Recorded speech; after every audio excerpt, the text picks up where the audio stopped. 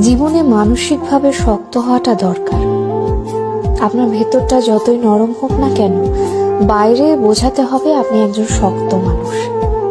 শক্ত হতে না পারলে আপনাকে প্রতিনিয়ত ঠকতে হবে। নিজের ভেতর আত্মসম্মান বোধ, ইগো কিংবা মূল্যবোধ থাকা উচিত। খেয়াল করলে দেখবেন যারা ঠকে যায় তারা বরাবরই নরম মনের মানুষ। শক্ত মনের কাউকে মানুষ ঠকাতে পারে না। সবকিছু রিভেঞ্জ অফ নেচার অর্থাৎ প্রকৃতির প্রতিশোধের উপর ছেড়ে দিতে নেই। কিছু বিষয়ে আপনার নিজেরও প্রতিশোধ নেওয়ার দরকার আছে। যে আপনাকে যতটুকু অবহেলা করে, কষ্ট দেয়, তাকেও সেই পরিমাণ অবহেলা কিংবা কষ্ট ফিরিয়ে দেওয়া উচিত। জীবনে ভালো থাকার জন্য হলেও একটু কঠোর হওয়া দরকার।